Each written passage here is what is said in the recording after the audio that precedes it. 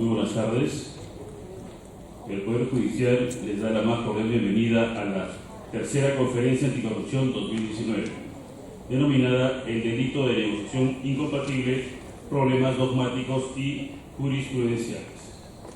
Esta conferencia está organizada por la Corte Superior de Justicia Especializada en delitos de crimen organizado y de corrupción de funcionarios. Saludamos en la mesa de honor la presencia del doctor Juan Guillermo Piscoya, juez superior y coordinador de la Corte Superior de Justicia Especializada. Saludamos también a la doctora Ingrid Díaz Castillo, doctora y magíster en Derecho Penal por la Universidad de Salamanca en España. Y al doctor Víctor Enrique Sumerinde, magistrado de apoyo al área de capacitación de la Corte Superior de Justicia Especializada. Un aplauso, por favor.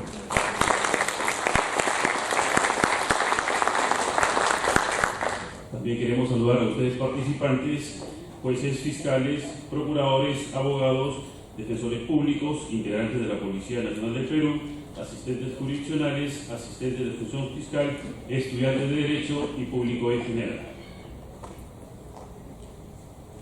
Vamos a dar inicio a la conferencia con las palabras de bienvenida e inauguración del doctor Juan Guillermo Piscoya, juez superior y coordinador del sistema de la Corte Superior de Justicia Especializada.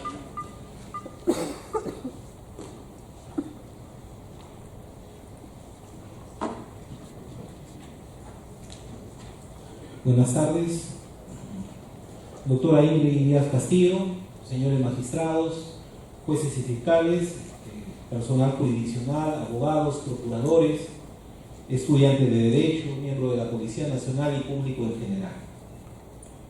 Igualmente expresar mi saludo a los señores magistrados y al personal jurisdiccional que a través de videoconferencia nos siguen en las distintas cortes de justicia de nuestro país.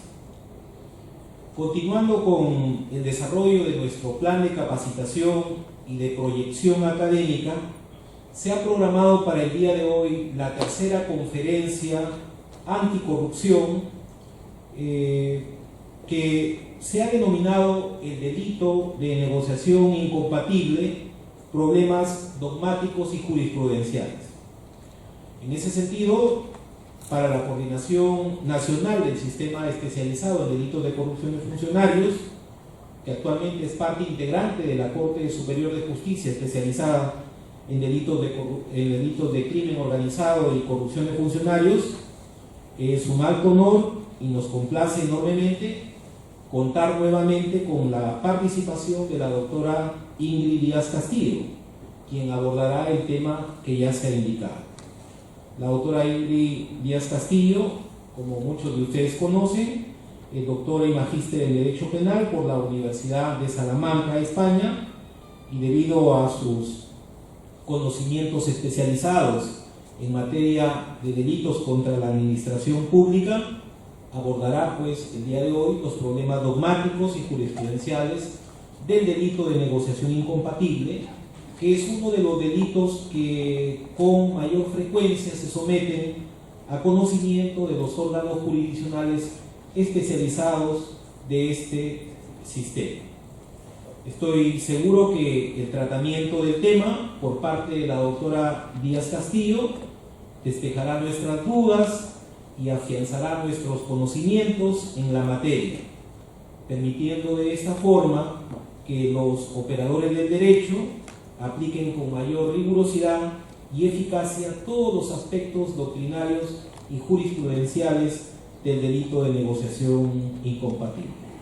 Doctora Ingrid Díaz Castillo, agradecemos sinceramente su disposición de participar en nuestra conferencia anticorrupción, como además ya lo ha venido haciendo en los 2 años que va a cumplir el sistema especializado en delitos de corrupción de funcionarios, y siempre la doctora Díaz Castillo ha mostrado su disposición de poder colaborar con nosotros y proyectarse académicamente a la ciudadanía. Esperamos que no sea la primera vez que nos pueda acompañar también en otros eventos de capacitación.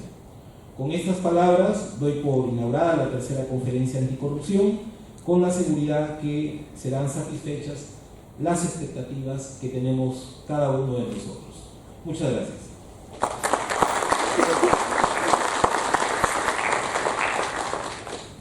Bien, como ya lo anunció el doctor Guillermo Piscoya, vamos a dar la bienvenida a la doctora Ingrid Díaz Castillo. Ella es doctora y magíster de Derecho Penal por la Universidad de Salamanca, España. Es abogada por la Pontificia Universidad Católica del Perú y en la actualidad se desempeña como coordinadora del proyecto anticorrupción del Instituto de Democracia y Derechos Humanos de la Pontificia Universidad Católica del Perú y como profesora del Departamento de Derecho de dicha casa de Estado. Un aplauso, por favor, para ella.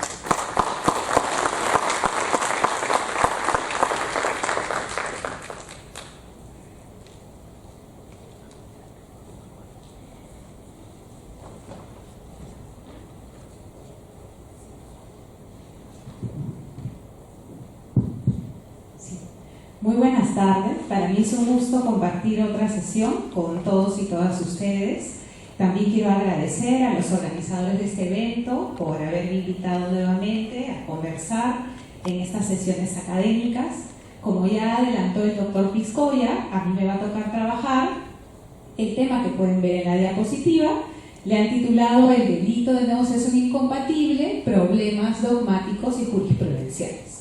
Y ustedes, que seguramente siguen las noticias, como yo y como todos los ciudadanos en nuestro país, habrán visto que este delito se utiliza mucho, ¿no?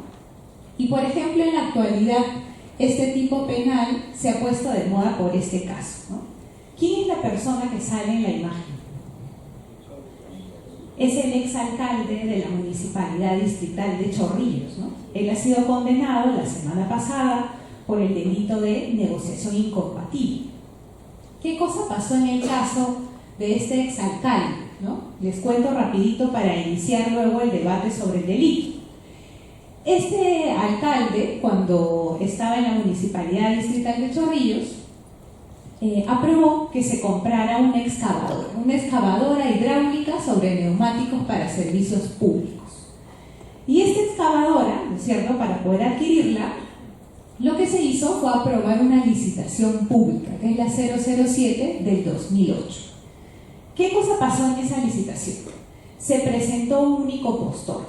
Ese único postor era la empresa TLM Perú EIRL. Y se le entregó la buena pro el 10 de diciembre del 2008. Esos son los hechos iniciales del caso. Pero ¿por qué razón es que a este exalcalde se le imputó el delito de negociación incompatible? Bueno, por varias cosas. Primero, porque él, representando a la municipalidad, firmó el contrato con la empresa. Y firmó el contrato a pesar de que la empresa no le había otorgado una carta fianza, ¿no?, que es una garantía en caso de incumplimiento por parte de la empresa. Y esa es una obligación porque está regulada además en la Ley de Contrataciones del Estado. Esa carta fianza debía ascender más o menos a 90.700 soles, que es el 10% del valor del bien. El bien, por lo tanto, la excavadora casi que valía 1.000.000 de soles. Pero bueno, a pesar de que esa carta fianza no fue entregada, se firmó el contrato. Primer acto. Segundo acto. En las bases del contrato se señalaba, o mejor, no se establecía que podían hacerse pagos de adelantos. Sin embargo, el alcalde aprueba que se le paguen adelantos a la empresa. De hecho, el 10 de agosto del 2009 se le pagan 725.600 soles, casi el 80% del valor del bien, y el 11 de enero del 2010 se le paga 181.400 soles. De esta manera se le habría pagado el total del monto del bien. Sin embargo, el bien recién fue entregado el 20 de enero del 2010, lo que implica que se entregó 5 meses y 10 días después de la suscripción del contrato, cuando el contrato decía que se tenía que entregar 4 meses después de su suscripción.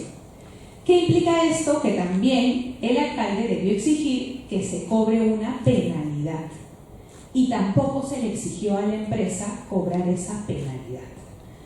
Por estos 3 hechos es que a este exalcalde se le imputó el delito de negociación incompatible. ¿Por qué?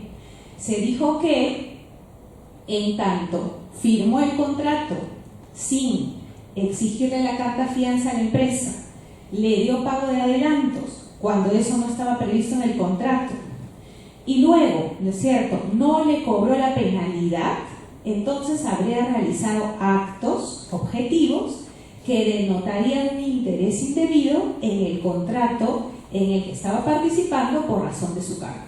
Y que eso se estaba realizando para generar un provecho a favor de la empresa. Por esa razón es que se le sancionó por este delito, que es el que vamos a trabajar hoy, el 399 del Código Penal. Pero la historia que yo les he contado de este alcalde, se las he contado un poco para que vean cuán recurrente puede ser el uso de este tipo penal. No obstante, en lo que sigue, yo voy a hacer referencia a sentencias que han emitido salas de la Corte Suprema, en las que han interpretado el delito de negociación incompatible. Y a partir de la interpretación que estas sentencias, ¿no?, han señalado, nosotros vamos a ir debatiendo los elementos del tipo penal, ¿no?, que, como ya les he dicho, está en el 399, y básicamente lo que sanciona es al funcionario público que se interesa de forma directa, indirecta o por acto simulado, y se interesa además indebidamente en provecho propio de tercero en un contrato u operación en el que interviene por razón de su cargo, ¿no? Y entonces ahora vamos a ver qué cosas han dicho las salas de la Corte Suprema sobre este tipo penal. Pero antes de que yo entre a cada sentencia, lo he puesto así en el PPT, no sabía si poner atención o advertencia. Quiero señalar que ninguna de las sentencias que yo voy a abordar constituyen precedente vinculante, ¿ya? Eso es bien importante. ¿Por qué? Porque cuando la Corte Suprema, una de sus salas, emite una sentencia, esa sentencia no es precedente vinculante. Y es importante que lo diga, porque a veces salen sentencias y luego hay personas que dicen, no, la sentencia tal dijo esto, hay que seguir lo que dice esa sentencia, porque es obligatorio, porque la dijo la Corte Suprema. Eso no es cierto. Vamos a ver, y eso solo para estar atentos, cuando estamos frente a un precedente vinculante. Estamos frente a un precedente vinculante cuando nos encontramos con una regla jurisprudencial de obligatorio cumplimiento. Y si nosotros leemos la Ley Orgánica del Poder Judicial, solo serán precedentes vinculantes aquellas resoluciones emitidas por salas especializadas de la Corte Suprema, en este caso las salas penales transitorias y permanentes de la Corte Suprema, que establezcan un criterio de obligatorio cumplimiento. ¿Y eso en qué tipo de resolución judicial se materializa? En acuerdos plenarios. Nosotros no tenemos acuerdo plenario en materia de negociación incompatible, ¿no? Entonces eso para señalarlo porque es importante, y por lo tanto estas sentencias nos sirven para pensar, habrá criterios que nos convenzan, pero no son de obligatorio cumplimiento. Pero viene la pregunta, una pregunta también fundamental antes de iniciar el debate, ¿no? ¿De dónde venía esta confusión de que todas las sentencias que emitan las salas de la Corte Suprema son precedentes vinculantes? Probablemente ese problema se ha suscitado por lo que está establecido en el artículo 427 del Código Procesal Penal, que en su inciso 4 señala que excepcionalmente procede el recurso de casación, ¿no?, cuando no estamos, por ejemplo, frente a la vulneración de un derecho fundamental, cuando, dice, la Sala Penal de la Corte Suprema lo considere necesario para el desarrollo de doctrina jurisprudencial, ¿no? No obstante, doctrina jurisprudencial y precedente vinculante no son lo mismo, y eso lo recordarán de sus clases de teoría del derecho, ¿no? El precedente vinculante, ya vimos, es la regla jurisprudencial de obligatorio cumplimiento, mientras la doctrina jurisprudencial es en realidad un elemento auxiliar de persuasión. ¿Qué quiere decir eso? Que se trata de una sentencia o varias sentencias que establecen criterios para resolver un caso tipo y que por su corrección argumentativa son seguidas por otros magistrados.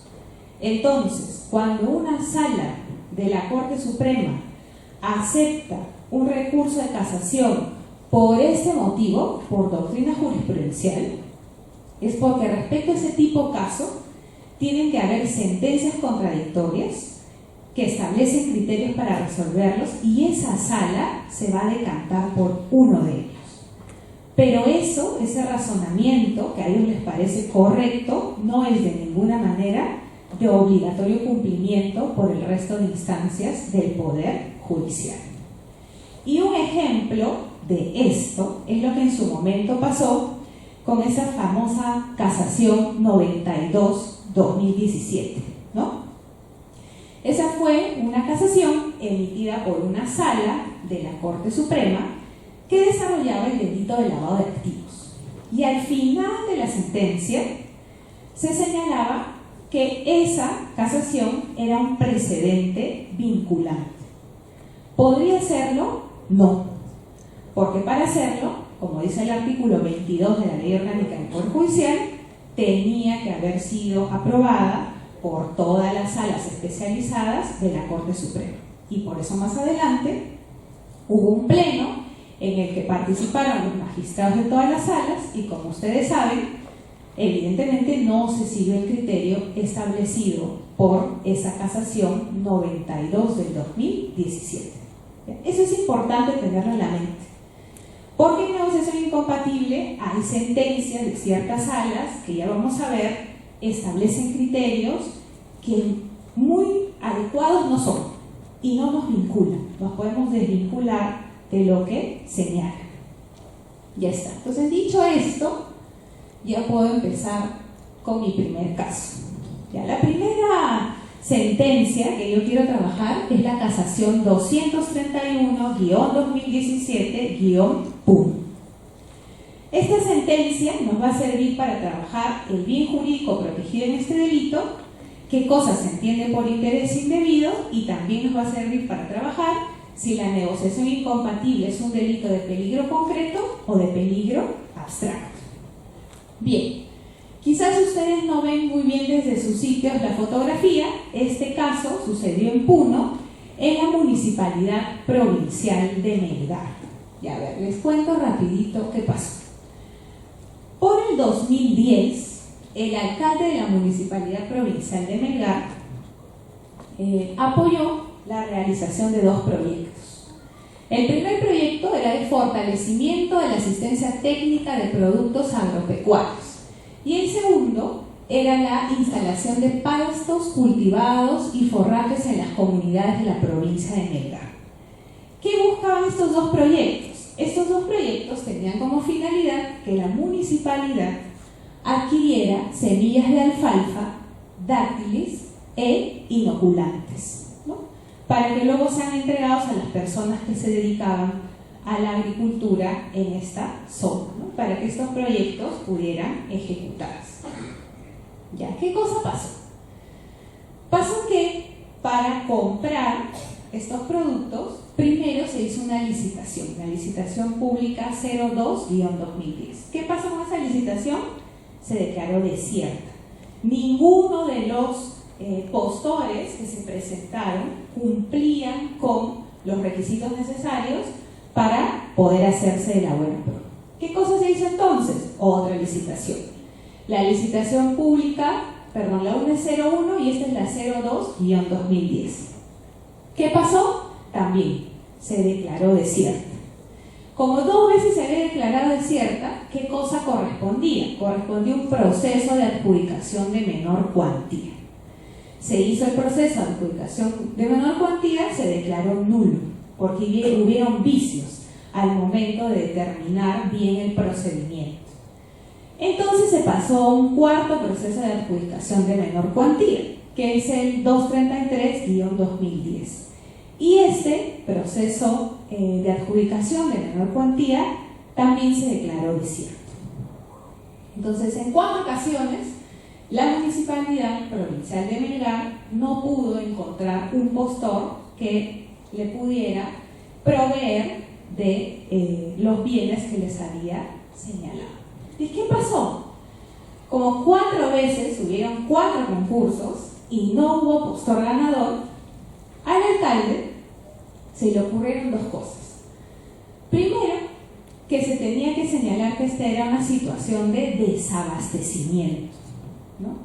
Y como es una situación de desabastecimiento, la Ley de Contrataciones del Estado permite que se realice una contratación exonerada, ¿no? Más pequeña, con menos requisitos, etc. Pero además, este alcalde consideró que para hacer esta contratación se podía hacer además bajo las reglas del decreto de urgencia número 78/2009. Y con estas 2 decisiones del alcalde hubieron problemas. En primer lugar, porque no se podía hablar de una situación de desabastecimiento, en tanto el desabastecimiento no puede ser producido por el propio funcionario público.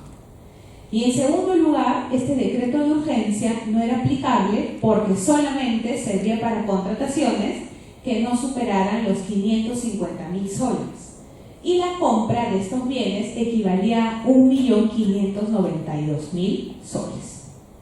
Pero bueno, a pesar de eso, ¿qué cosa pasó? Se aprobó el proceso exonerado para adquirir estos bienes. Al concurso se presentaron 5 empresas. 3 fueron descalificadas porque le habían ofrecido sobornos a los miembros del comité. Por corrupción se les sacó. A la 4ª tampoco se le dio la buena pro porque no tenía experiencia en la importación de estos bienes. Y la que quedaba era la 5ª, que era la empresa Alabama Sociedad Anónima. Entonces a ella se le dio la buena pro. ¿Cuál fue el problema en darle la buena pro a esta empresa? Primero, que su oferta era muy elevada. Y segundo, que tenía antecedentes de incumplimientos contractuales. Entonces, claro, como se le da la buena pro a esta empresa, se dice, bueno, el alcalde, vamos a trabajar sobre el caso del alcalde para no hacernos líos con las demás personas que intervienen, se dice, se habría interesado indebidamente, de manera directa, para provecho de tercero en un contrato u operación en el que interviene por razón de su cargo. Y se le imputó ser autor del delito de negociación incompatible. Y entonces esta sentencia, la casación 231/2017, analiza si es cierto, si se le puede imputar o no se le puede imputar el delito a este alcalde, y a propósito de ese análisis desarrolla 2 puntos que yo quiero trabajar con ustedes.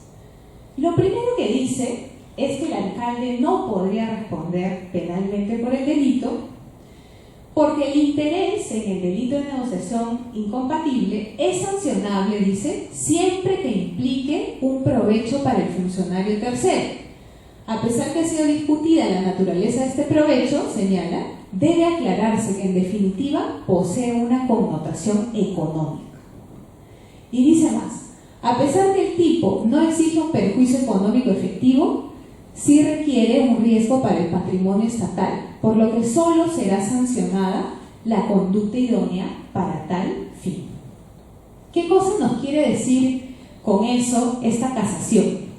Nos quiere decir que el elemento provecho propio o de tercero del delito de negociación incompatible tiene que interpretarse como un provecho de naturaleza económica. ¿Y eso por qué? Porque el bien jurídico que protege este delito sería el patrimonio estatal. Y eso es lo primero que tenemos que conversar. ¿Qué protege este delito? ¿Protege el patrimonio estatal o protege otra cosa? ¿Ya? Para mí, este delito no protege el patrimonio estatal. Protege la imparcialidad en la actividad contractual del Estado. Y ustedes me mirarán y me dirán, ¿y por qué? ¿Y de dónde lo sacan? Bueno, de varios puntos en realidad. En primer lugar, como bien dice esta casación, en ninguna parte del tipo penal exige que haya un perjuicio económico, porque en primer lugar no habría una razón para señalar que lo que está detrás de este delito sea el patrimonio del Estado. En eso tiene total razón la casación. ¿Qué más se puede decir? Si nosotros analizamos históricamente este delito, que viene desde Italia, que luego se va a Argentina, donde se ha mantenido como nuestro ordenamiento jurídico, y que luego llega al Perú, el sentido, el fin que se le ha dado a este delito es el de proteger siempre la imparcialidad en los contratos públicos, en la actividad contractual del Estado. ¿Por qué? Porque la actividad contractual del Estado es importante para la sociedad. Los contratos públicos o la contratación pública es el medio que tiene el Estado para satisfacer necesidades sociales. Y justamente por eso puede ser un interés penalmente relevante. Y el hecho de que en el ejercicio de la contratación pública se pueda elegir al mejor postor y por lo tanto el funcionario actúe de manera imparcial, vendría a ser el bien jurídico que este delito protege. Es tan importante la contratación pública para el Estado, para la sociedad, que no podría esperarse a que lo que se proteja sea el patrimonio. Luego también se podría señalar, ¿no?, que recurrentemente se dice que el delito de negociación incompatible es subsidiario, ¿no?, al delito de colusión. Y el delito de colusión, que señala esa concertación entre el funcionario público y el tercero para beneficiar a ese tercero en un procedimiento de contratación en el que interviene el funcionario por razón del cargo, también protege la imparcialidad en la actividad contractual del Estado, ¿no? Entonces, por eso, el análisis un poco que realiza aquí esta sala de la Corte Suprema, ahí tiene, por lo menos para mí, y lo digo de manera muy modesta, un problema, ¿no? La contratación pública es tan importante que sí se tiene que proteger. Y el hecho de que los funcionarios intervengan en la misma de manera imparcial, claro que es un interés relevante para la sociedad. No hay que esperar, por tanto, a que la conducta riesgosa se realice respecto del patrimonio del Estado. Por lo tanto, ¿cómo se debe interpretar el provecho propio de tercero? Como la búsqueda de la imposición de intereses privados por sobre los públicos, y no necesariamente como una ventaja de naturaleza patrimonial, ¿no? Entonces aquí vemos un primer problema con esta sentencia, ¿no?, con la casación 231-2017. Pero otra razón por la que dice esta sentencia que este alcalde no podría responder penalmente es porque el delito de negociación incompatible es un delito de peligro concreto, no un delito de peligro abstracto, ¿no? Así lo es. Y de hecho, si me siguen leyendo el último párrafo, que pues en la diapositiva dice: no basta la realización de acciones contrarias a la normativa administrativa que rige el contrato u operación, sino que es necesario que el interés constituya un peligro concreto para el correcto funcionamiento de la administración pública, y no como uno de peligro abstracto, que solo implicaría que se configure la conducta con el solo interés, sin tener en cuenta el elemento de provecho de tercero. Entonces viene pues la siguiente pregunta: ¿este es un delito de peligro concreto o es un delito de peligro abstracto? Más no, parece que esta sentencia nos dijera que solo podrá ser delito cuando haya peligro concreto, pero cuando haya peligro abstracto parece decir que sería una infracción administrativa. ¿Eso es así? Y para responder esa pregunta tenemos que recordar un poquito, ¿no?, qué es el delito de peligro concreto, qué es el delito de peligro abstracto, qué es el delito de lesión. Si ustedes me siguen, porque voy a ir caminando para explicarles eso, imagínense que acá está el bien jurídico protegido, ¿no?, imparcialidad en la actividad contractual del Estado. La forma más intensa de afectarlo sería el delito de lesión, ¿no? Una forma un poquito más alejada de afectarlo, ¿cuál sería? El delito de peligro concreto, que es un delito que sanciona el riesgo inminente de lesión del bien jurídico. Y un poco más lejos estaría todavía el delito de peligro abstracto, ¿no?, que en realidad lo que sanciona es un peligro potencial de lesión al bien jurídico, ¿no?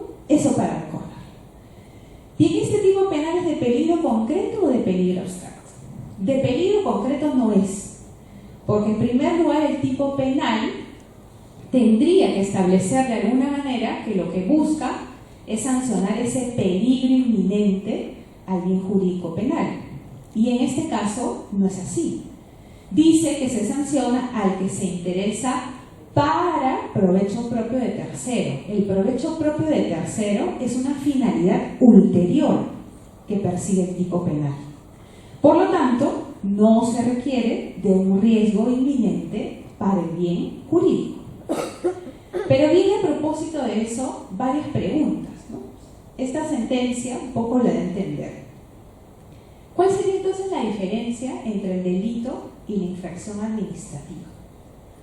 Porque claro, estaba el bien jurídico, estaba el delito de lesión, estaba el delito de peligro concreto, estaba el delito de peligro abstracto y en la cola sigue la infracción administrativa, ¿no? ¿Cuál sería la diferencia entre el delito de peligro abstracto y la infracción administrativa? ¿Cómo encontramos la diferencia? Con la propia descripción que está en la infracción y en el delito. Como dice aquí la propia sentencia, si yo realizo una mera conducta, ¿no?, que infringe normas administrativas, evidentemente se va a quedar en el derecho administrativo. Pero si esas conductas persiguen esa finalidad ulterior, la de realizar de manera potencial, probable, ese provecho propio o de tercero, entonces pasará a ser delito. La propia descripción del tipo penal nos dice que el plus que tiene el injusto está en esa finalidad ulterior que persigue la conducta de interesarse indebidamente, ¿no? Por lo demás, solo para aclararles, es cierto que si hablamos de la diferencia entre lesión, peligro concreto y peligro abstracto en el ámbito de la tipicidad, ¿no?, uno es una afectación más intensa, el otro es una afectación inminente y el otro es una afectación lejana. Pero evidentemente, cuando yo analizo un caso concreto, tengo que encontrar, ¿no?, o determinar que el acto que realiza ese funcionario tiene la idoneidad para materialmente poner siquiera en riesgo potencial el bien jurídico, ¿no? Si no es así, evidentemente no se va a poder hablar de la configuración de lo que en derecho penal se llama la antijuridicidad material. ¿No es cierto que, realizó una conducta de interés, ya, se configuró el delito de negociación incompatible? No. La conducta es típica, antijurídica y culpable, ¿no? Pues para que sea antijurídica, para que sea materialmente antijurídica, ese interés debe tener la capacidad de poder afectar o poder lesionar el bien jurídico, ¿no? Entonces, no es cierto que no hay una línea o un límite, sí hay, pero tendrá que analizarse en cada caso concreto, ¿no? Entonces, aquí también esta sentencia, ¿no?, establece este criterio, dice es un delito de peligro concreto, pero ya hemos visto que por lo menos para mí es un delito de peligro abstracto. Y hemos visto que no protege el patrimonio del Estado, sino la imparcialidad en la actividad contractual del Estado. Entonces, dos temas, ¿no?, ya estamos viendo hasta aquí con esta casación.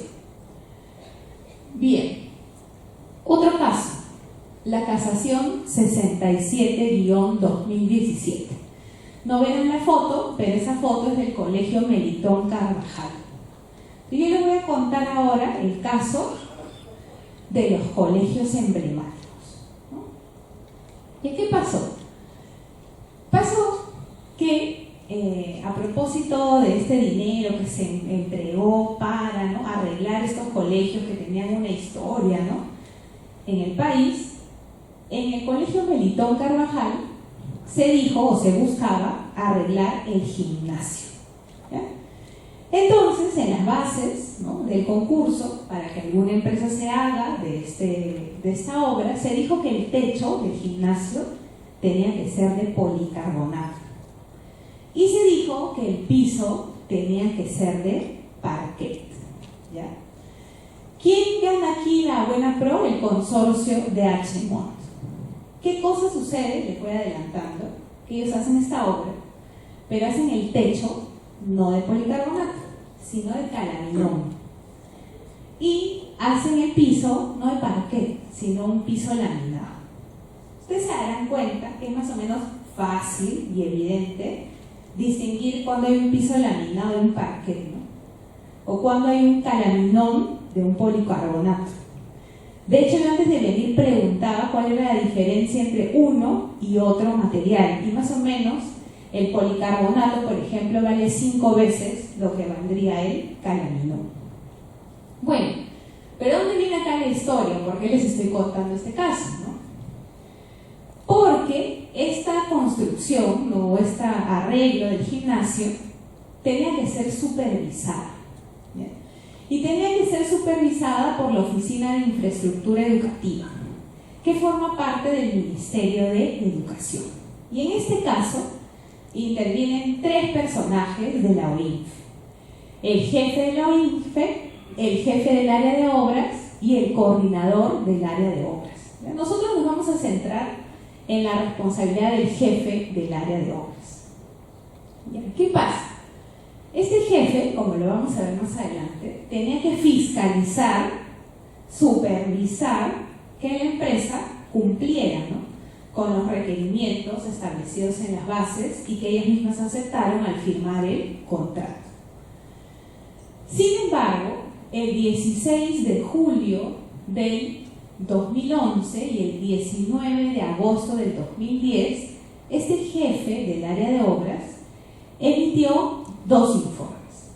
Y en esos informes, ¿no?, él hace unos informes, y en esos informes omite señalar que la empresa ya había, digamos, ejecutado, ¿no?, esta obra, y que la había ejecutado con materiales distintos a los requeridos por las bases del concurso. O sea, él viendo que el techo era de calaminón, no lo pone, no lo dice. Él viendo que el piso no era de parquet, no lo dice en su informe. Y más bien, ¿qué cosa ocurre? Ocurre que, a propósito de los informes que hace este señor, se le aprueba un adicional de obra a esta empresa, y además, ¿no?, se le acepta que la construcción se realice con los materiales que ya habían colocado. Entonces, dándole esta adicional, lo que ocurre, en primer lugar, es que la empresa deja de gastar, ¿no?, más o menos 269.725 soles, porque ya les decía que el policarbonato y el parquet costaban 5 veces lo que habían utilizado en materiales, y luego además se le paga, ¿no?, de más 261.632 soles.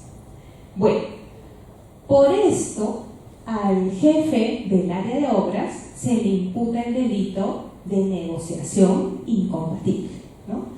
Se dice que él, habiendo visto, porque era evidente, que los materiales no se correspondían con los solicitados en las bases, y habiendo hecho estos informes favorables, se habría interesado indebidamente en este contrato, en el que intervenía por razón de su cargo, porque vamos a ver el supervisor, para provecho de la empresa, ¿no? La empresa dejó de gastar 269.000 soles y más bien se le pagó de más 261.000 soles. ¿Se entiende, no?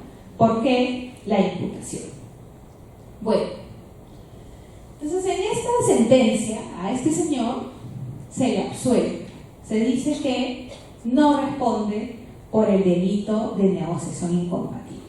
Y han resaltado, quienes han analizado esta sentencia, el hecho de la omisión, que ahorita vamos a tratar. Pero esta sentencia trabaja un montón de puntos súper interesantes en los que yo me quiero detener, ¿no?, analizar con ustedes.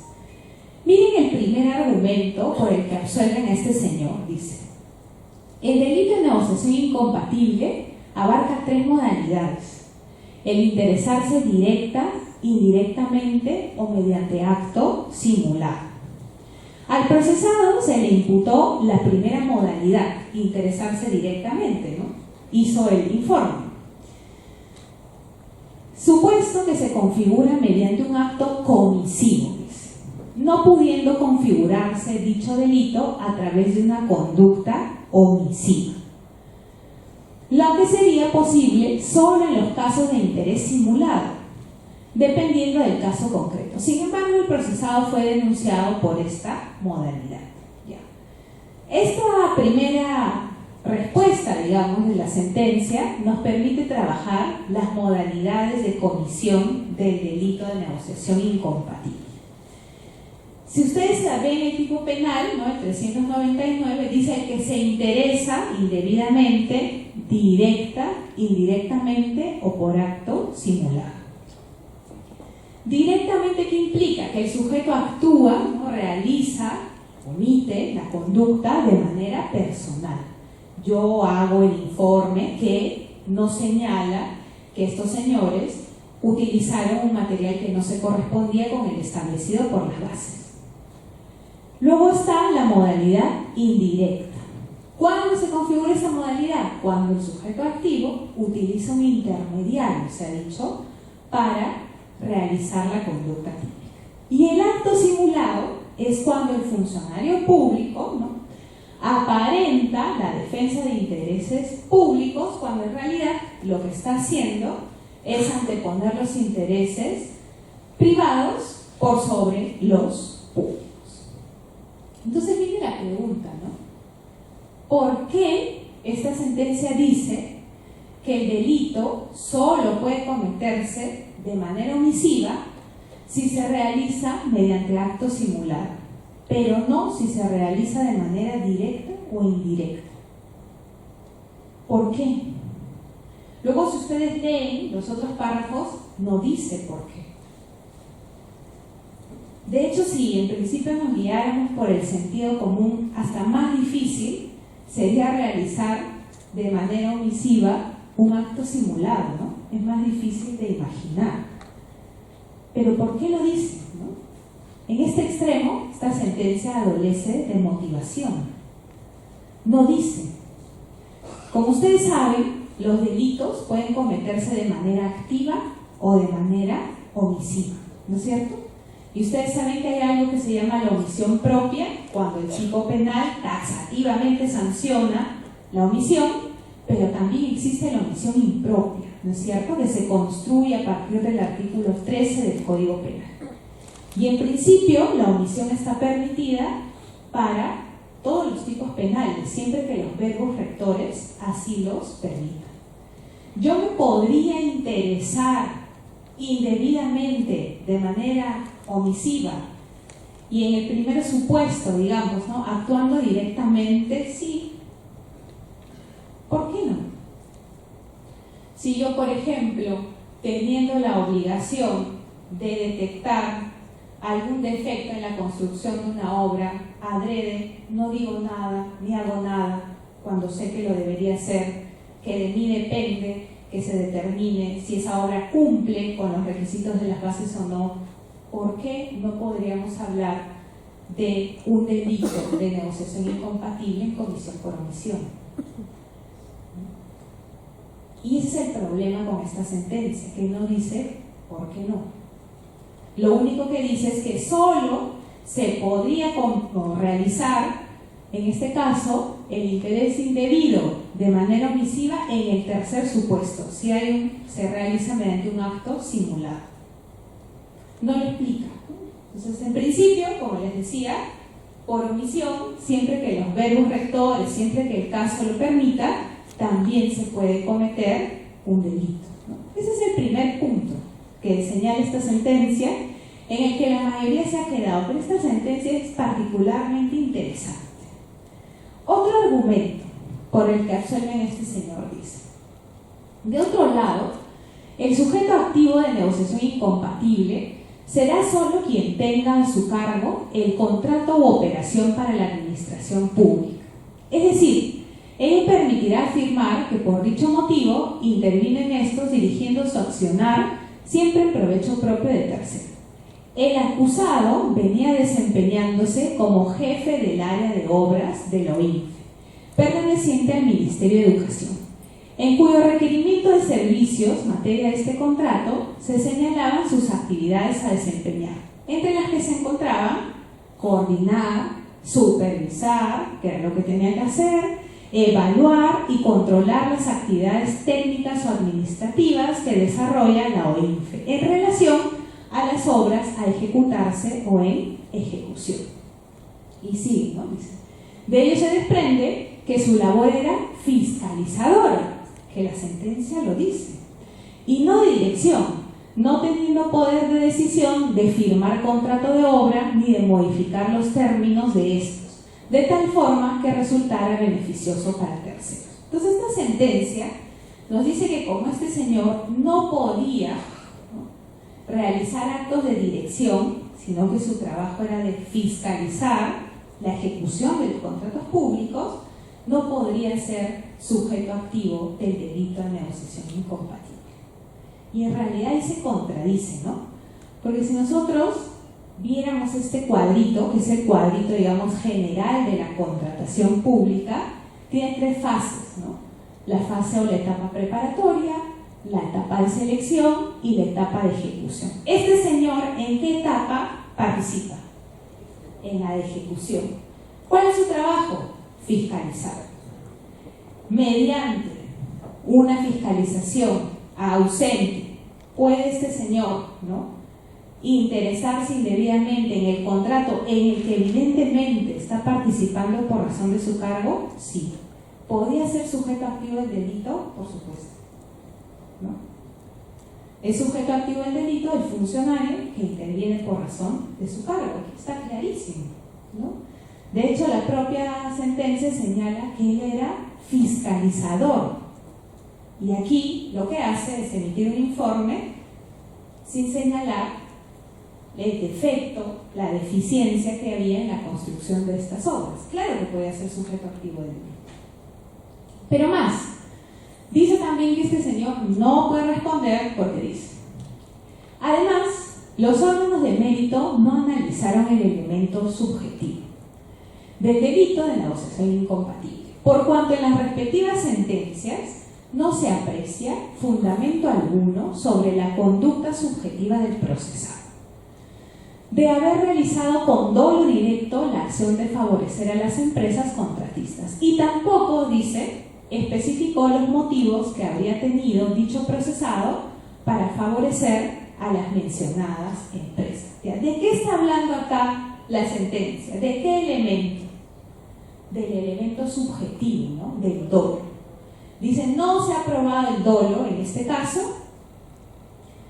no dice por qué, y luego dice que tampoco se habría aprobado porque no se han especificado los móviles, los motivos por los cuales este señor habría tenido la intención de favorecer a este consorcio. Ya, entonces, acá recordamos un poco el tema del elemento subjetivo.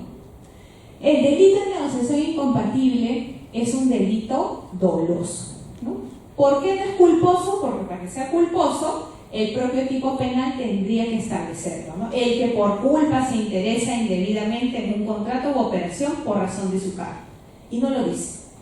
Como no está expresamente reconocido, es un delito doloso. Ya. ¿Cómo acredito el dolo yo? Para acreditar el dolo, eso también todos lo sabemos por sentido común, yo no puedo adivinar qué cosa quería o no quería el sujeto al momento de realizar la conducta delictiva, que parece que eso fuera lo que estuviera exigiendo esta sentencia, ¿no? Yo cómo atribuyo el dolo. Atribuyo el dolo a partir de los hechos objetivos del caso, ¿no? Si yo le tiro una piedra en la cabeza ahora a alguien y digo: no, yo no tenía dolo de hacerlo, ustedes no me van a creer, ¿no? Me van a imputar el dolo porque conozco que estoy realizando una conducta riesgosa para la vida de una persona. Igual es acá. Si objetivamente hay hechos que permiten determinar que esta persona realizó conductas que lo que intentaban era anteponer el interés privado por sobre el público, actuó pues con dolo y se le puede imputar el elemento subjetivo del delito de negociación incompatible. Y eso es lo que sucede acá. él tenía que fiscalizar. Era evidente que el gimnasio no cumplía o no se había hecho con los materiales exigidos. Era obvio, y a pesar de eso no lo dijo. Y permitió que esta empresa no se le exija, ¿no?, utilizar esos materiales. Y para remate, eso permitió que se le pagara un adicional. ¿Actuó con dolo? Por supuesto. Viene la siguiente pregunta. ¿Es necesario identificar los móviles del autor para determinar que actuó con dolo? No. No lo podemos saber. Muchas veces no lo podemos saber, ¿no? Por eso hablamos del concepto normativo del dolo. El dolo se atribuye, se imputa a partir de los hechos objetivos del caso. Y en este caso, este señor evidentemente actuó con dolo. ¿Pero qué más? También es bien interesante, ¿eh? Dicen otro argumento por el cual este señor no responde, dice. La sala de apelaciones señaló que su interés directo se realizó mediante la omisión en la consignación de datos relevantes en su informe, incumpliendo de esta forma lo estipulaban las normas administrativas que regulaban sus funciones. Este mero incumplimiento de normas administrativas per se no constituye delito de negociación incompatible. Se requiere para ello que en la conducta del agente concurran todos los elementos descriptivos y normativos del tipo penal. Viene la pregunta, ¿no? O sea, lo que ellos están diciendo aquí es que en todo caso, como él habría cometido irregularidades administrativas, eso pues se queda en el ámbito administrativo y el derecho penal no puede intervenir. Y ya comentábamos antes, ¿no? Pero ¿qué pasa si esas irregularidades administrativas, que evidentemente tienen que tomarse en cuenta porque son hechos objetivos, si no nunca podríamos probar este delito? ¿Qué pasa si esas irregularidades administrativas están dirigidas al provecho propio de un tercero? Es decir, están dirigidas a anteponer intereses privados por sobre los públicos. Entonces deja pues de ser infracción administrativa y que pasa a ser delito. Y en este caso, este elemento, esta finalidad ulterior, se puede desprender de los hechos que yo les he ido contando. Y por último, dice esto, ¿no? Finalmente, la no ejecución de la obra por parte de los contratistas del Estado, dice, de acuerdo con las cláusulas del respectivo contrato, que habría causado perjuicios económicos al Estado, no siempre se debe resolver a través del derecho penal, por cuanto los contratantes pueden responder civilmente cuando incumplen sus obligaciones contractuales. En ese sentido, si el contratista no cumplió con los términos de su contrato, al cambiar los materiales del piso y techo del gimnasio, y este hecho no fue advertido por el procesado, en tal caso, cualquier responsabilidad puede reclamarse en la vía correspondiente, ¿no? Un poco la última ratio parece que quiere decir. Claro, pero hay que analizar un caso de acuerdo a sus hechos concretos, ¿no? En abstracto podrían haber señalado eso. Mi pregunta, o la pregunta que yo pongo aquí para terminar con este caso es: ¿aplica el razonamiento anterior cuando un funcionario público conoce, porque era evidente, o conoce el evidente incumplimiento, entre comillas, de la empresa y aún así realiza actos para favorecerla? No. Si en realidad analizamos así el caso, que fue como sucedió, este hecho, este caso, se subsume en el delito de negociación incompatible. Y lo digo ¿por qué? Porque en el caso de la negociación incompatible y de la colusión, como son contratos administrativos, pero contratos, va a ser recurrente ir hacia la cláusula de la última ratio, del principio de fragmentariedad, de que mejor usamos solo el derecho administrativo o solo el derecho civil.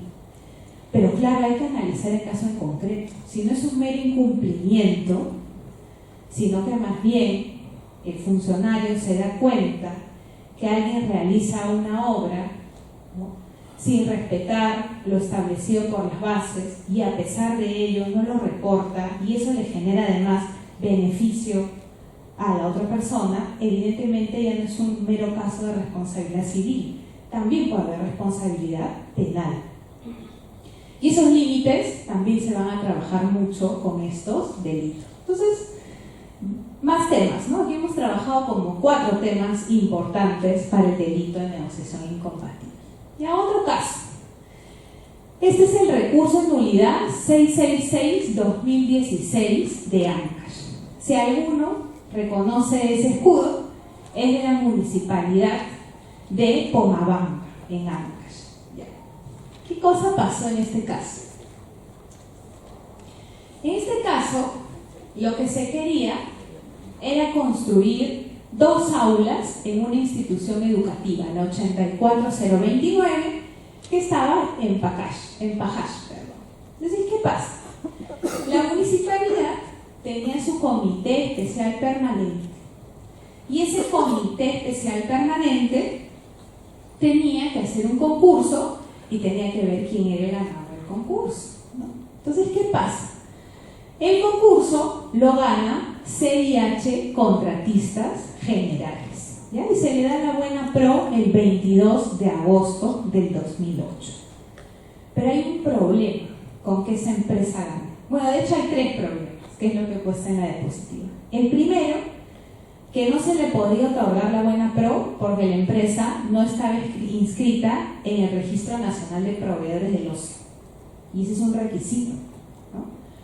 Segundo, la empresa no había presentado su declaración de libre contratación, es decir, no había señalado que no tenía impedimento para contratar con la municipalidad.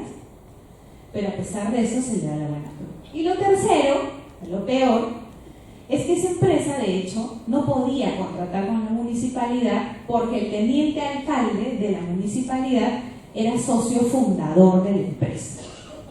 De hecho, la empresa se creó ese mismo año, el 30 de enero del 2008. El teniente alcalde era, como les decía, socio fundador. Entonces, evidentemente aquí había un problema, ¿no? ¿Qué cosa pasó? Pasó que entre la fecha de la buena pro, que es el 22 de agosto del 2008, y antes de que se firme el contrato, que eso ocurre el 12 de septiembre del 2008, el teniente alcalde hizo la transferencia, ¿no?, de toda su participación en la empresa a otra persona. ¿Para qué? Para que de manera extemporánea la empresa pueda presentar su registro nacional primero de proveedores y presentara su declaración jurada señalando que no tenía impedimento para contratar. Aunque claro, esa declaración no fue certificada por el OCE, ¿ya? Entonces, esos son los hechos y el valor de la construcción o por esta obra era de 208.556 soles. Bueno, entonces como aquí pues hay una serie, ¿no?, de irregularidades, un comité permanente, ¿no?, porque tenía que trabajar todo el 2008, se dice, que tenía que conocer que ese teniente alcalde era parte de esa empresa, ¿no es cierto? Y además un teniente alcalde que evidentemente sabía que su empresa estaba participando, de hecho la conforma el mismo año que sale el concurso público, le imputan, y aquí viene lo interesante de esta sentencia, le imputan al comité ser autores del delito de negociación incompatible y al teniente alcalde ser cómplice. Y ese es un tema importante porque hay varias sentencias de la Corte Suprema que dicen que no cabe la complicidad en el delito de negociación incompatible. Y aquí dice que sí, pero vamos a ver qué señala. En este fundamento octavo se trabaja la responsabilidad del comité y se dice lo siguiente, ¿no? Es evidente que los encausados como integrantes del comité para el ejercicio 2008 decidieron otorgar la buena pro a la empresa GIH Contratistas, pese a que era evidente su imposibilidad de postular y contratar con el Estado, y no obstante que no había siquiera cumplido con los requisitos estipulados en las bases. Se está ante un supuesto de negociación incompatible, pues decidieron, abusando de sus cargos como miembros del aludido comité especial, otorgar la buena pro a una empresa que no podía ni merecía ser ganadora y contratar con la municipalidad. ¿Ya? Pero en el comité no nos vamos a fijar, vamos a fijarnos en el teniente alcalde. Y dice esta sentencia: esta negociación incompatible se extiende como cómplice primario al teniente alcalde.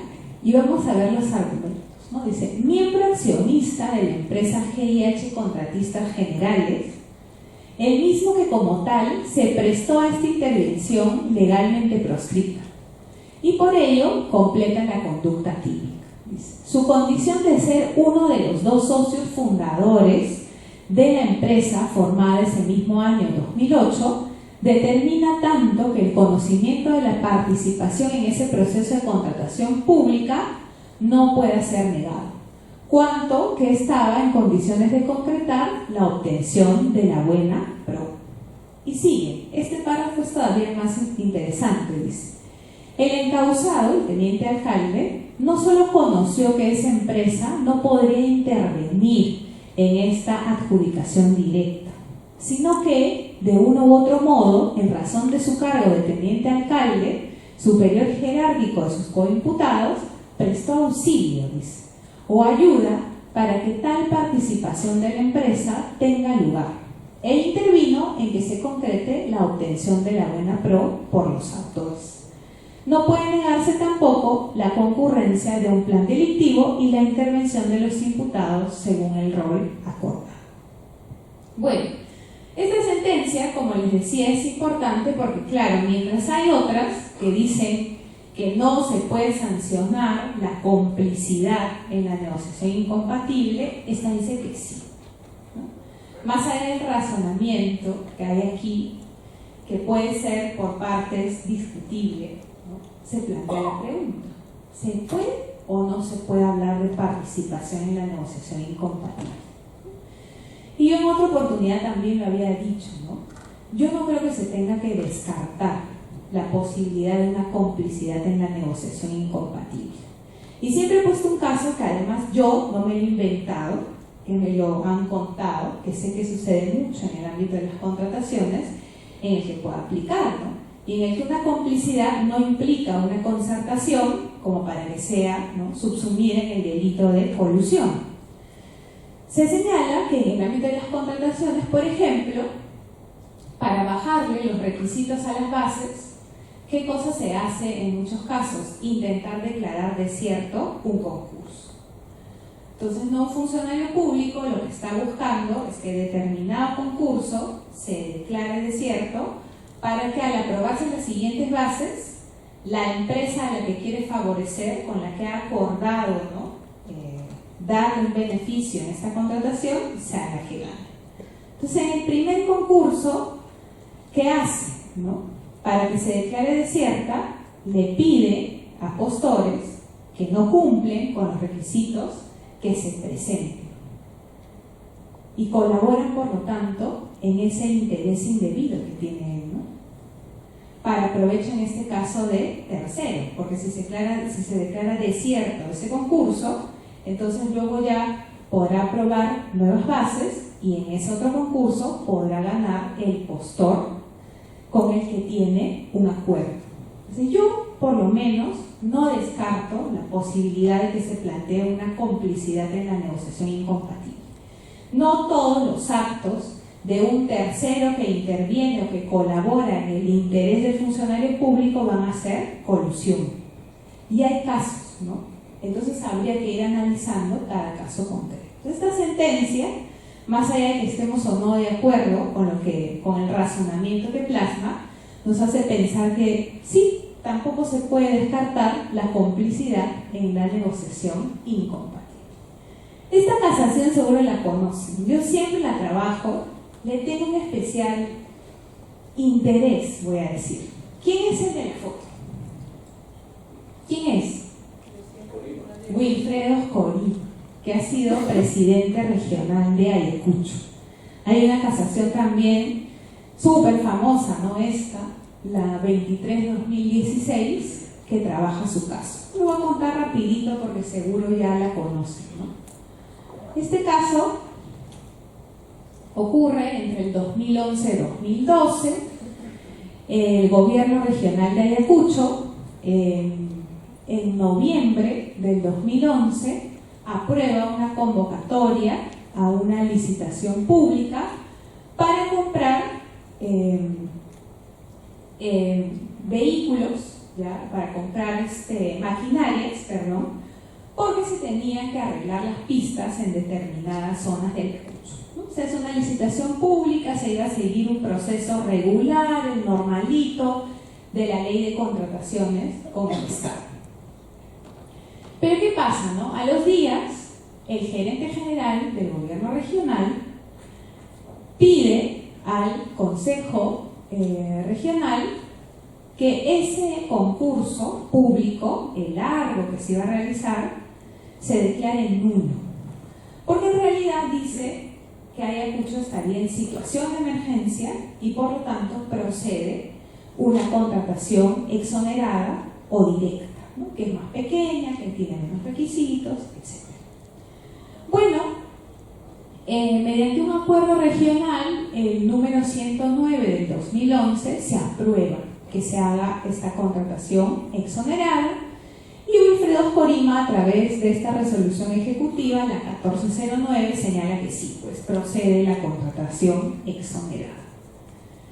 Y ahí vienen, ¿no?, los problemas. Pasa que cuando ya se está ejecutando este proceso exonerado, el OCE, que es el organismo supervisor de contrataciones del Estado, le envía un oficio a Wilfredo Corima y le dice que tiene que detener la contratación. Y dice varias cosas, ¿ya? Porque la sentencia, esta casación 23-2016, se, centra o lo que hace es realzar que el OCE solo le dice a Wilfredo Corima que como no está en situación de emergencia, no procedería la contratación exonerada. Sin embargo, lo que en estricto le dice el OCE a Wilfredo Corima es que para ese caso específico, si se hace una contratación exonerada, no debe ser para comprar las maquinarias, sino para alquilarlas.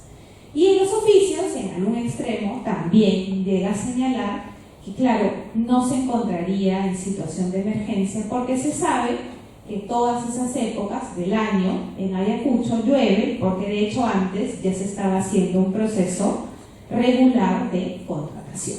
Bueno, el OCE le dice eso, pero a pesar de eso sigue el procedimiento exonerado. El MEF también le manda un oficio a Oscorima, le dice que esa contratación tiene que detenerla, tiene 23 observaciones, 23 errores. Oscorima sigue, le reclama al OCE y el OCE le vuelve a decir que tiene vicios este proceso exonerado que está realizando. Bueno, por este caso a Wilfredo Corima se le imputó el delito de negociación incompatible, ¿no? Se dijo que al haber hecho caso omiso a los oficios del OCE y del MEF que le decían que tenía que detener esa contratación, se habría interesado indebidamente, de forma directa, en un contrato en el que intervenía por razón de su cargo. Y como ustedes ya saben, porque esta sentencia se ha discutido mucho, en este caso a Wilfredo Corima se le absuelve, ¿no? Se usan varios argumentos, pero yo solo quiero trabajar acá dos, ¿no?, que son otros dos temas importantes o problemáticos para la negociación incompatible. El primero que se dice es que él habría actuado bajo el principio de confianza, ¿no? Eso también ya antes lo he contado. ¿Qué cosa se dice? Claro, él no habría creado un riesgo para la imparcialidad en la actividad contractual del Estado, porque claro, él confió en lo que le dijeron sus especialistas. Y sus especialistas y el Consejo Regional, además, le dijeron que procedía esa contratación y que Ayacucho estaba en situación de emergencia. Y esta sentencia repite eso, ¿no? Claro, pero lo que no señala es que el órgano supervisor de las contrataciones a nivel nacional le está diciendo otra cosa. Y tampoco señala o no resalta que el MEF también le estaba diciendo que el proceso de exoneración tenía una serie de deficiencias. Y por lo tanto, si él ya no es que solo tenía la opinión de sus especialistas, sino de otros funcionarios encargados además de los temas de contrataciones, ya no podían pararse en el principio de confianza, ¿no? Él, en vez de decir yo confío, ¿qué tenía que hacer? Intervenir, supervisar, fiscalizar, ver si lo que estaba haciendo era correcto o no. Por esa razón, en este caso, no opera el principio de confianza, porque como ustedes saben, tiene límites, ¿no? El primer límite al principio de confianza, que un poco lo pongo aquí, es cuando el sujeto sabe que se están cometiendo comportamientos contrarios al derecho. Y aquí el OCE y el MEF le estaba diciendo que tenía una serie de deficiencias. ¿Qué implica eso? Que se activa más bien el deber del funcionario, en este caso de la cabeza del gobierno regional, de supervisar, no de decir, bueno, yo confié en lo que me dijeron mis especialistas. Y el segundo límite al principio de confianza, que en este tipo de delitos se va a utilizar mucho, es cuando el sujeto coloca a una persona que conoce que no tiene la capacidad para realizar la tarea que se le ha encomendado.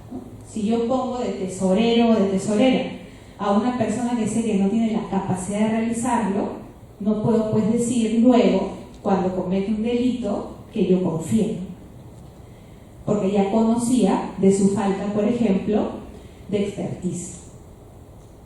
Pero hay otro tema importante en esta sentencia, que también va a ser un problema recurrente en el delito de negociación incompatible.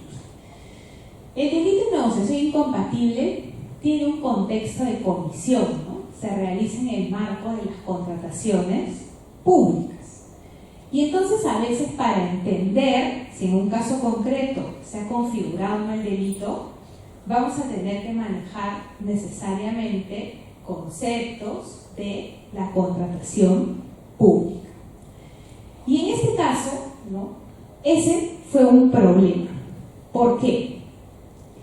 Porque en la sentencia se dice que, claro, a pesar de que el OCE le mandó 2 oficios a Oscorima, el OCE no era competente para establecer si Ayacucho se encontraban o no en situación de emergencia, ¿no? Eso se dijo.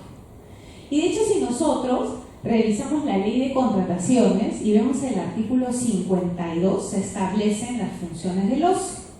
Y se dice que el OCE tiene como funciones, entre varias, velar y promover que las entidades realicen contrataciones eficientes bajo los parámetros de la ley, su reglamento y normas para la maximización del valor de los fondos públicos y la gestión por resultados.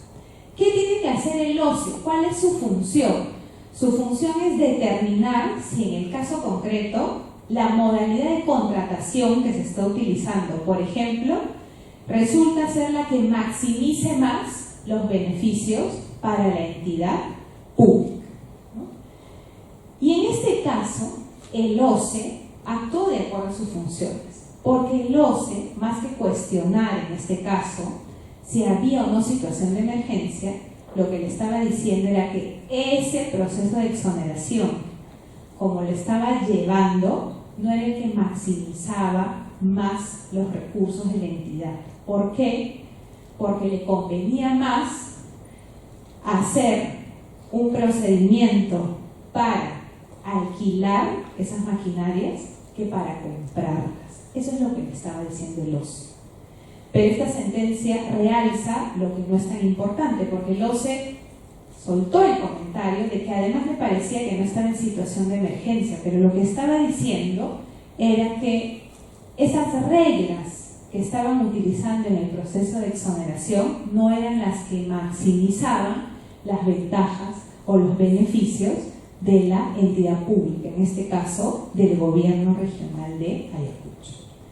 Entonces, si nosotros revisamos, ¿no?, un poco la ley de contrataciones, sabemos que los procesos ahora se llaman de adquisición directa, se permiten para las situaciones de emergencia. ¿Cuándo hay situaciones de emergencia? Cuando hay un acontecimiento catastrófico, cuando hay una emergencia sanitaria o cuando hay una situación que afecte la defensa nacional. Viene la pregunta que hay que hacernos, porque este delito se va a utilizar en el ámbito de contrataciones y mucho más cuando estemos ante adquisiciones directas. ¿Cómo interviene el OCE en los supuestos de situación de emergencia? El OCE, ¿no?, ¿puede determinar si existe o no una situación de emergencia? No, evidentemente no lo puede hacer. Para eso está lo que se establece en la sentencia, el SINAGER, que es el Sistema Nacional de Gestión de Riesgos. Pero lo que sí puede hacer el OCE es determinar si los lineamientos establecidos en ese procedimiento de contratación son los que maximizan más las ventajas para la entidad pública. Y eso era lo que estaba haciendo en este caso. Por ese motivo, esta argumentación que se repite a lo largo de la sentencia, ¿no?, de que el OCE o la opinión del OCE aquí no importa, porque el OCE no puede determinar cuándo hay o no hay una situación de emergencia, tiene un sesgo, ¿no? No es eso en realidad lo que estaba diciendo el OCE. Por eso en este tipo de casos, cuando se explique negociación incompatible, hay que estar muy atentos respecto a qué cosa es en estricto lo que señalan estos oficios que manda el OCE y cuáles son sus funciones establecidas en la ley de contrataciones con el Estado. Ya solo faltan 2 casos y no los canso más, ¿ya? Todos rapidito y nos vamos. A ver, este recurso de nulidad, el 351-2015 del Santo, que bueno, esto sí lo pueden ver, ocurrió en la Universidad Nacional del Santa, este caso. ¿Ya? ¿Qué cosa pasó? Se hizo un proceso de selección para adquirir canastas de víveres para los trabajadores de la Universidad Nacional del Santa. Se hizo el proceso de selección 002-2007. ¿Ya? ¿Cuál ha sido acá la historia? Aquí el tema ha sido que la contratación, o para la contratación, la Oficina de Auditoría Interna tenía un veedor que tenía que supervisar que el comité realizara bien su trabajo, que no hubieran actos de corrupción, etc. Total, que este veedor se le acerca a la jefa de imagen de Inversiones SKA SAC, que era una de las que quería participar en este proceso de selección, y le dice que si le otorga una ventaja económica, él puede hacer que se le entregue la buena pro a su empresa. De hecho, le dice, yo ya lo he hecho antes. En una contratación anterior, yo me he encargado de que la ganadora sea distribuidora tal. ¿Ya? Esos son los hechos del caso. ¿Qué ocurre luego? Ocurre que la jefa de imagen de Inversiones SKA decide grabar las conversaciones con este veedor. Y graba varias conversaciones, ¿no?, en el que él evidentemente le pide digamos, soborno, ¿no?, para beneficiarla en esta contratación, y ella, luego de grabarlo, denuncia los hechos. Lo denuncia a este señor, a este veedor. ¿Por qué he puesto este caso?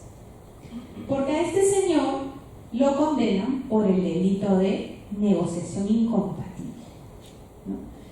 Y por momentos parece que el caso fuera o un cohecho o un tráfico de influencias, pero lo condenan por negociación incompatible, ¿no?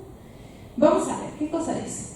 Respecto a que el recurrente no tuvo injerencia en el proceso de selección, cabe precisar que como veedor de la Oficina de Control de la Universidad Nacional del Santa, tuvo contacto y comunicación con los miembros de la comisión, con probabilidad, por tanto, de influir para beneficiar a la postora en el proceso de licitación, tal como el testigo señaló, quien además dijo que el encausado la asesoró para que presentara su propuesta conforme con los requerimientos de la universidad solicitada. Entonces, por la descripción de cómo está colocada aquí la argumentación en la sentencia, pareciera que el hecho calza más en un cohecho o en un tráfico, ¿no?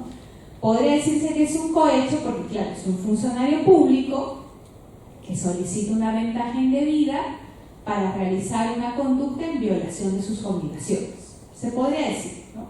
Claro, habría que señalar, ¿no?, si en este caso habría o no de su parte una violación de sus obligaciones. Podría señalarse que sí, no siendo veedor y teniendo que fiscalizar, es lo que hace en realidad es realizar un acto de corrupción. O si por ahí no se llega a identificar que es una violación de sus obligaciones, se podría decir que hay un tráfico, ¿no? Él sería el traficante de influencias que le dice a la interesada, que sería esta señora de la empresa, que a cambio de una ventaja puede interceder por ella ante autoridades sobre las cuales puede ejercer influencia, ¿no?, que serían los miembros de este comité. Este caso, ya casi final, en realidad lo he puesto porque la sentencia es muy pequeñita, entonces no están los hechos suficientemente descritos para poder determinar si es un tráfico, si es un cohecho, si es una negociación incompatible, ¿no? Pero esta sentencia lo que nos plantea es el debate en torno a los concursos que se pueden generar, ¿no?, entre los delitos. Y lo que yo quería decirles al respecto es que, claro, lo que hay que hacer para poder determinar cuándo encaja en un tipo o en otro tipo penal, uno, partir de interpretar cuál es el bien jurídico que protege cada tipo penal. Y luego, no olvidarse que hay principios, ¿no? Hay un principio de especialidad, hay un principio de consunción, etc. Entonces, si hay un tipo penal que de alguna manera capta, comprende mejor los hechos ocurridos en un caso, entonces es ese tipo penal el que tendrá que aplicarse y no, digamos, el subsidiario, que sería la negociación incompatible. Eso para que piensen en el tema de los concursos, que también va a ser aquí un problema. Ya. Y el último caso, ya para terminar, también una sentencia famosa, el recurso de nulidad 841-2015. Yo este caso lo he bautizado como el de la plaga del Kikuyo. También ocurrió en Ayacucho, cuando Oscorima era presidente, también intervino su gerente general y su jefe de abastecimiento, ¿no?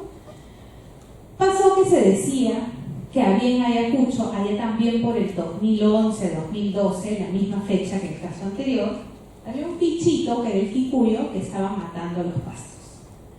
Y entonces se tenía que hacer una contratación exonerada porque, claro, era una situación de emergencia, ¿no? Se dijo.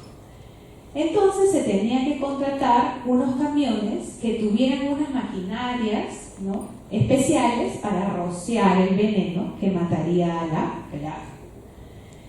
Y ahí ocurrieron varias cosas, ¿no? El 26 de diciembre del 2011 se emitieron las órdenes de compra guía a favor de las dos empresas, pero 2 días después recién se enviaron las invitaciones y al día siguiente recién se aprobó las bases, aunque ese día se aprobó la buena prueba.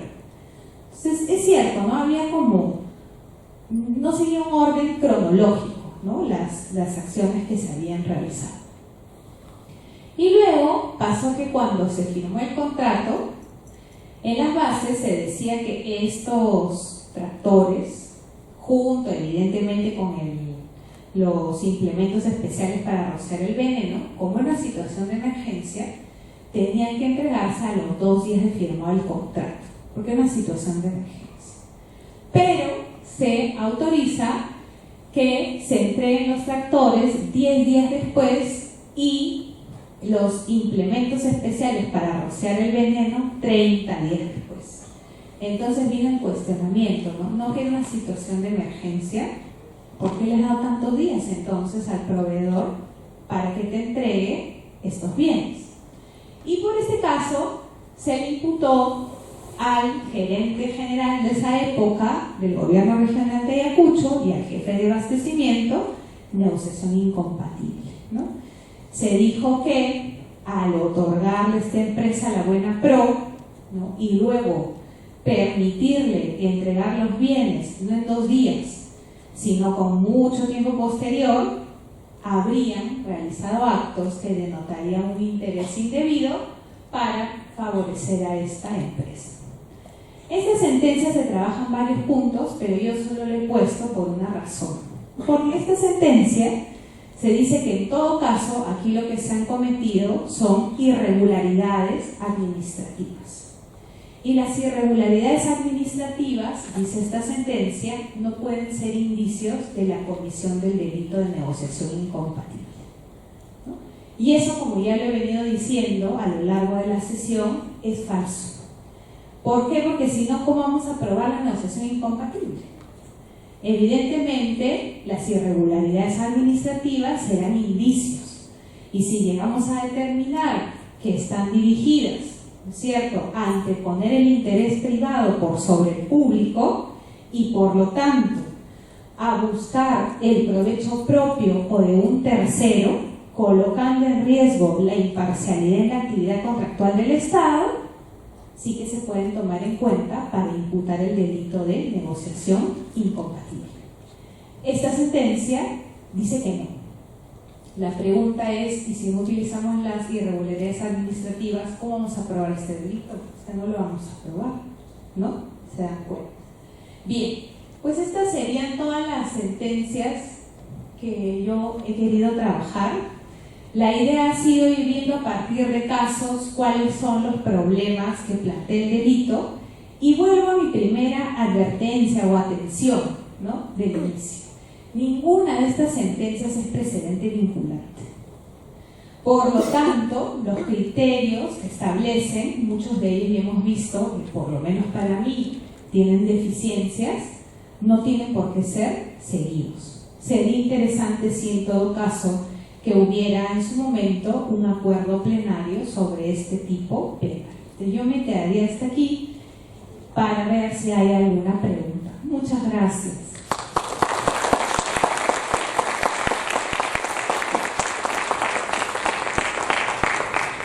Bien, continuando con el desarrollo de la conferencia anticorrupción, vamos a tener la participación del doctor Víctor Enrique Sumerinde, quien va a plantear dos preguntas a nuestra distinguida expositora, y luego también vamos a dar la oportunidad al público para que pueda plantear algunas interrogantes si considera pertinente. Bien, dejamos en el uso de la palabra al doctor Víctor Enrique Sumerinde. Muchas gracias. Buenas noches con todos y agradecer la excelente exposición basada en casos efectuada por los el día de hoy para nos ha hecho una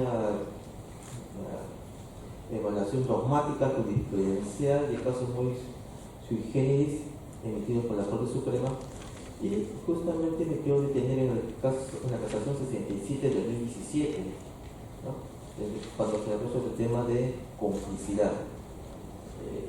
La pregunta viene en ese sentido: cuando existen personas que colaboran con el funcionario, que se colude con un proveedor, estamos dentro de colusión, estas van a ser imputadas o deberían ser imputadas como cómplices de colusión o autores del delito de negociación incompatible.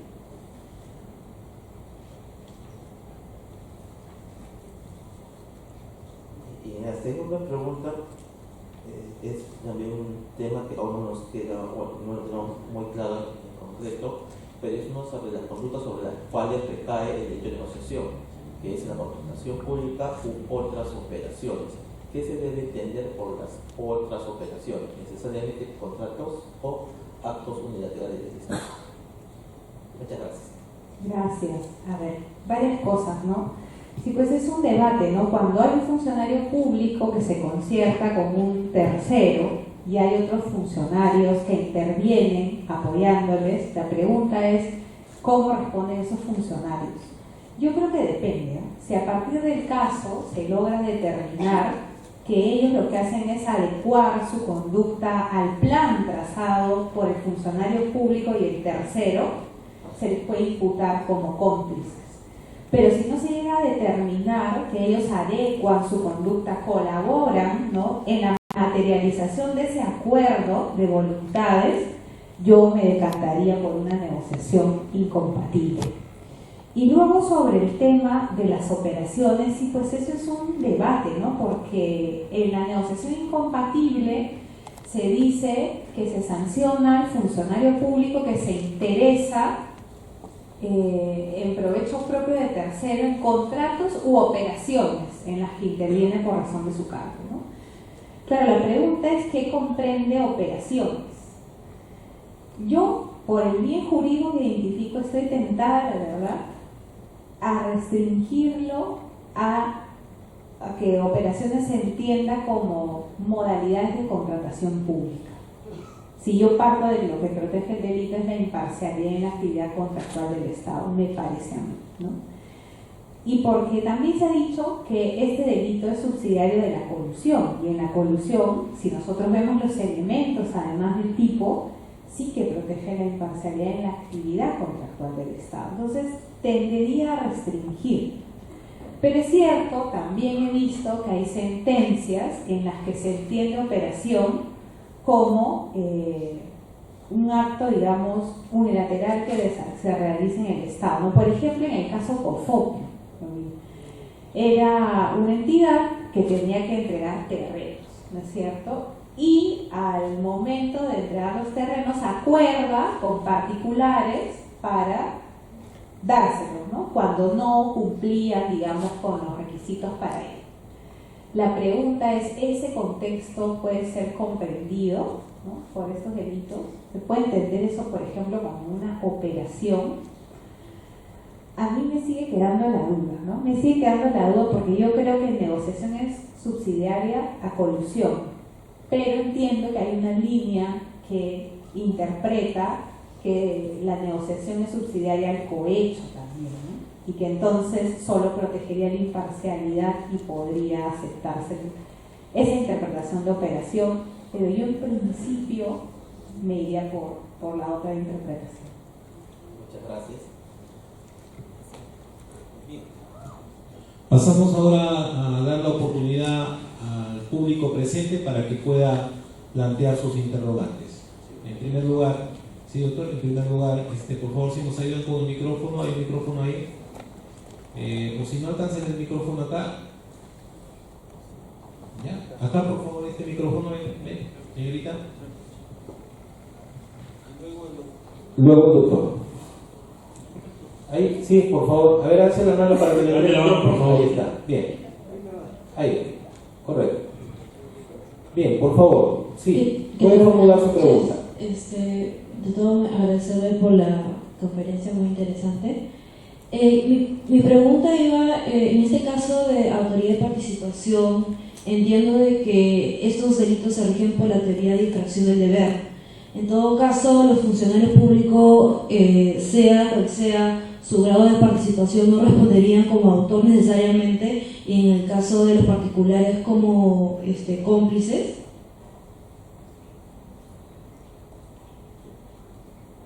¿Puedes repetirme la pregunta? Que me Claro, entiendo de que en estos delitos se rigen por la teoría de infracción del deber. Por lo tanto, entiendo de que cualquier funcionario, cualquiera sea su grado de participación, van a ser necesariamente autores del delito, y los particulares van a responder como partícipes. Sí, claro, lo que pasa es que, a ver, incluso antes, yo diría en tu pregunta, ¿no? Los delitos contra la administración pública son delitos funcionariales. Y salvo el cohecho activo, los sujetos activos requieren una cualificación especial, y esa cualificación es la de ser funcionario público. Por lo tanto, claro, el particular que intervenga tendría que ser sancionado en alguna modalidad de participación, ¿no?, como la complicidad o la instigación. Sí. Bien. Otra pregunta del colega. Sí. Muy buenas noches, doctora y señor magistrado. Mi pregunta va por el extremo de que en este tipo de delito de negociación incompatible necesariamente tiene que existir una contratación del Estado, o sea, bajo la regla de la ley de contratación del Estado. ¿Sí? Es decir, Y la otra sería operaciones, o podría ser comprendido un convenio. Gracias. a usted. Mire, la pregunta se resuelve para mí con el bien jurídico protegido, ¿no? Como para mí es la imparcialidad en la actividad contractual del Estado. La actividad contractual del Estado no es solo la establecida en la Ley de Contrataciones, la 30225. Puede haber, por lo tanto, casos de corrupción en el caso de asociaciones público-privadas, obras por impuesto, etcétera, ¿no? Ahora, sobre la pregunta de los convenios están comprendidos en la Ley de Contrataciones del Estado, por lo tanto también son una forma de actividad contractual. También podrían haber ahí casos de corrupción y de negociación incompatible, ¿sí? Bien, gracias. ¿Alguna otra pregunta, por favor? Sí, en la parte posterior, alcancen el micrófono. Buenas noches. Sí, saludar a la ponencia de la doctora. Y una pregunta muy concreta que me dio un poco de duda respecto a la autoría de participación en este delito. Si bien salió una casación que configuraba que la participación no se emitía porque podría configurar que estos acuerdos podrían ser tanto como un delito de colusión como un delito de cohecho, respecto a este delito no admite una participación necesaria. Ahora, creo que cuando mencionó respecto de la colaboración del particular respecto a unas omisiones de reportar tal vez en una ejecución del contrato, podría configurarse como acto de participación. Sobre ese punto quería saber si puede precisar que estos comportamientos omisivos podrían catalogarse como dolosos. ¿En qué momento se diferencia de una concertación para la colaboración de una cooperación o una colaboración independiente de la comisión del injusto del autor? Porque por ese lado yo quería diferenciar si es que cuando postulaba de que estas colaboraciones tal vez puedan configurar otros injustos independientes, estas colaboraciones están conectadas con el autor como una concertación previa. Por ese lado quería diferenciar, porque si bien la casación asunta una posición única, no es compatible, no puede ser vinculante, respecto al extremo quería ver una posible solución de su perspectiva. Gracias. Ya ver, me perdí un poquito en la pregunta, la verdad, pero a ver, me parece que la pregunta es en torno a la participación, ¿no? Y a la participación necesaria. A ver, para que haya colusión se necesita un funcionario público, pero se necesita también un partícipe necesario, ¿no? Que es un tercero con quien el funcionario se tiene que concertar.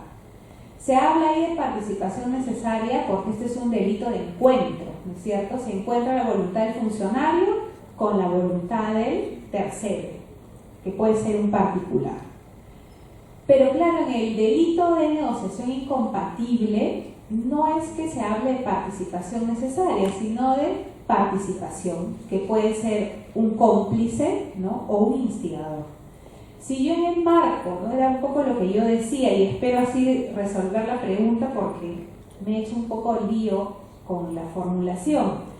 Si yo llego a determinar en un caso, a partir de los hechos objetivos que tendremos que ver en cada caso, porque hablar en abstracto siempre es difícil, ¿no? Si yo veo que hay una persona que colabora con los actos del funcionario destinados a anteponer el interés privado por sobre el público, evidentemente esa persona que colabora será un cómplice, no un cómplice necesario, sino simplemente una persona que colabora en la realización del hecho delictivo. La diferencia entre cuándo es colusión y cuándo es negociación incompatible está justamente en diferenciar el tipo de cómplice que hay, ¿no? Una cosa es un partícipe cualquiera que colabore y otra es una en el que su participación sea necesaria para la configuración del tipo penal, ¿no? Como ocurre en el delito de colusión. No sé si más o menos, ¿no? Bien, ¿alguna otra pregunta? Nada. Sí, creo que ya... Sí, a ver, la última pregunta con el colega acá adelante, por favor.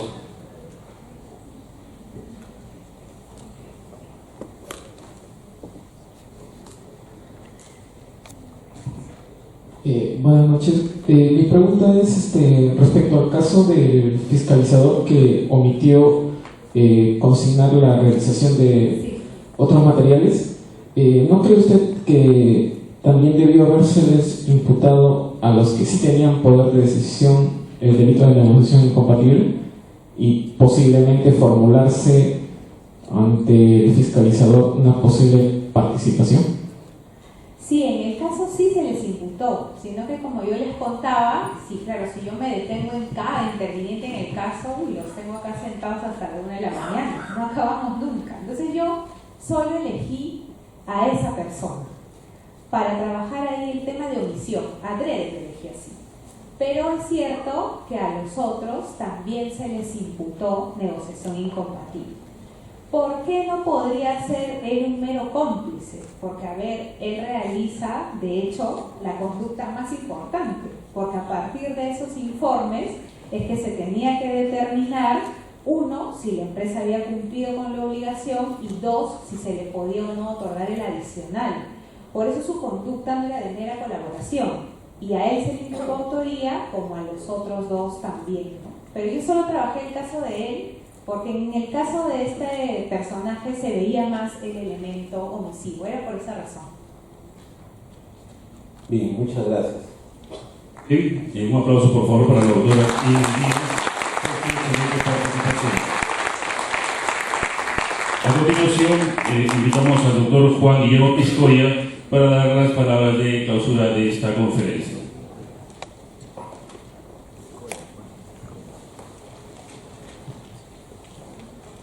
Bueno, es la entrega de un certificado a la doctora Ingrid Romina Díaz Castillo en agradecimiento por su participación en esta tercera conferencia anticorrupción organizada por el Sistema Especializado en Delito de Corrupción de Funcionarios. Doctora, muchas gracias por tu participación y bueno, esperamos tenerla próximamente.